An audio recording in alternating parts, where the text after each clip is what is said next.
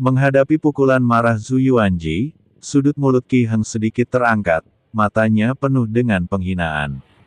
Sejak dia menerobos alam kesengsaraan dan mencapai alam Mahayana, dia telah meremehkan para biksu alam kesengsaraan ini. Tepat setelah Zhu Yuanji berada di dekatnya, Qi Heng meninju, dan bahkan ada bekas api di pukulan ini. Tampaknya Qi Heng menerima beberapa ajaran dari Ningxi, dan justru karena itulah dia mampu menerobos ke alam Mahayana.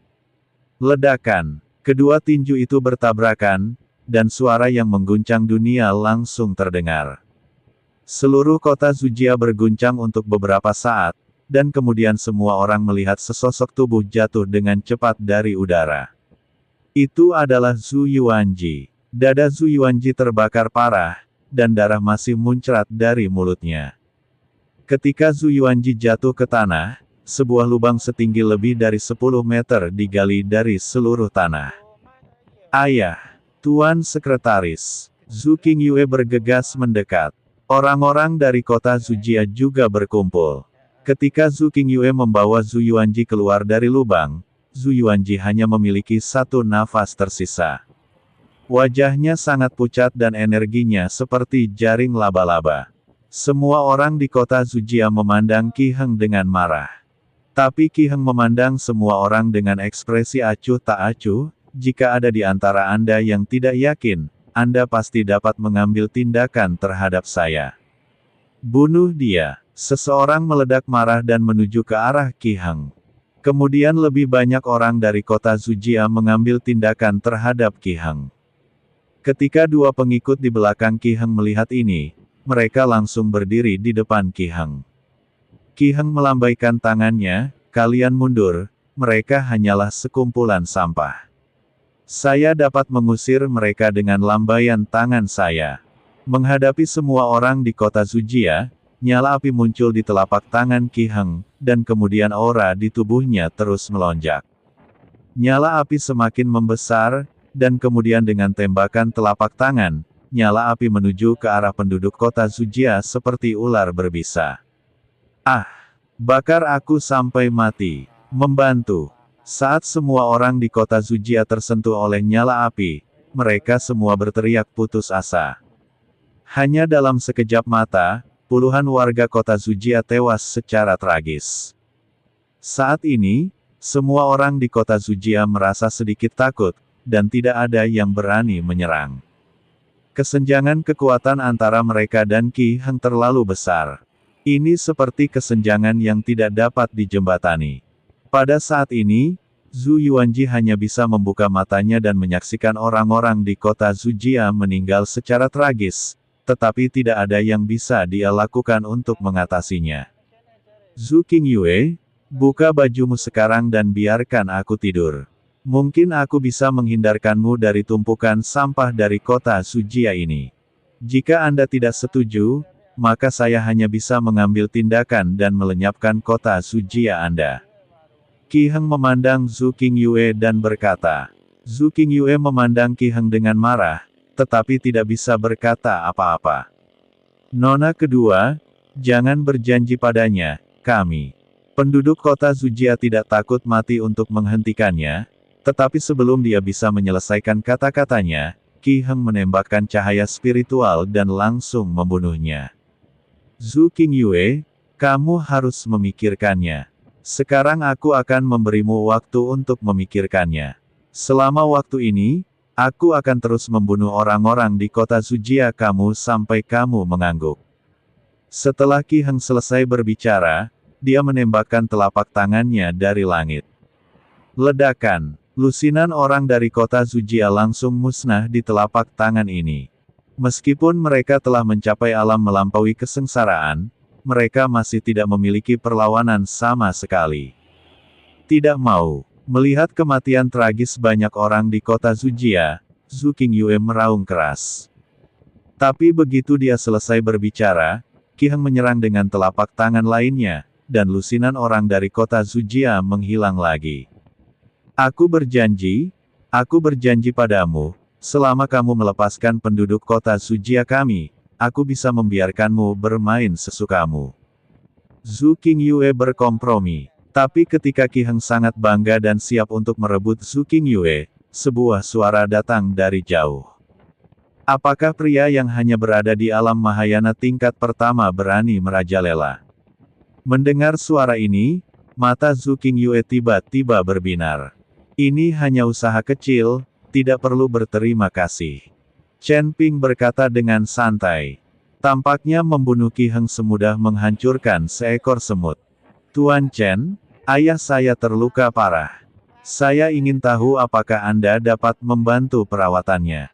Zhu Qingyue bertanya. Dia tahu bahwa Chen Ping juga seorang apoteker dan mengetahui keterampilan medis. Chen Ping hanya melihatnya sekilas, lalu mengangguk dan berkata, meskipun terluka parah, tidak fatal.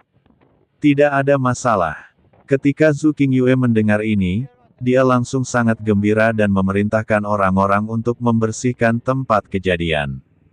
Kemudian Zhu Qingyue membawa Chen Ping dan Zhu Yuanji menuju halaman belakang. Zhu Qingxiu masih berada di halaman belakang.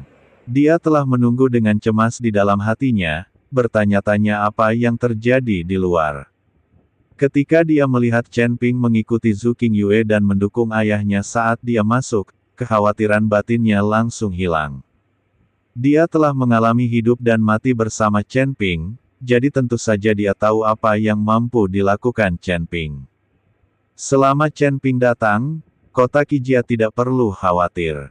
Nona Asu, kuharap tidak ada seorang pun yang menggangguku selama aku merawat ayahmu. Selain itu, aku memerlukan sumber daya dari Zhu Jiazen. Chen Ping berkata pada Zhu Qingyue. Meskipun Chen Ping sendiri memiliki banyak sumber daya, hampir semuanya habis dalam pertempuran sengit dengan Ningxi. Formasi penekan iblis menghabiskan banyak sumber daya. Selain itu, tubuh Chen Ping sendiri menghabiskan banyak energi dan perlu diisi ulang secara perlahan. Namun jika Anda tidak memiliki sumber daya, apa yang dapat Anda gunakan untuk melengkapinya? Karena saya membantu Zhu Jiazen kali ini, sudah sepantasnya Zhu Jiazen menyediakan sejumlah sumber daya. Chen Ping bukanlah seorang bodhisattva, jadi dia tidak bisa membantu dengan sia-sia. Jangan khawatir, Tuan Chen, saya akan mengumpulkan semua sumber daya di kota Zujia untuk digunakan Tuan Chen.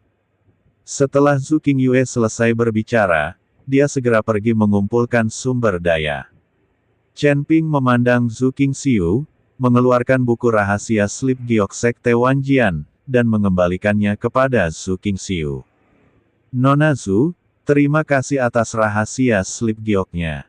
Chen Ping tahu bahwa jika bukan karena buku rahasia Slip Giok ini, dia tidak akan bisa mempraktikkan ilmu pedang Wanjian Guizong yang sangat mengagumkan. Zhu Qingxiu mengambil Slip Giok dan bertanya, Tuan Chen, bagaimana kabar para penggarap iblis itu? Aku membunuh sebagian besar dari mereka.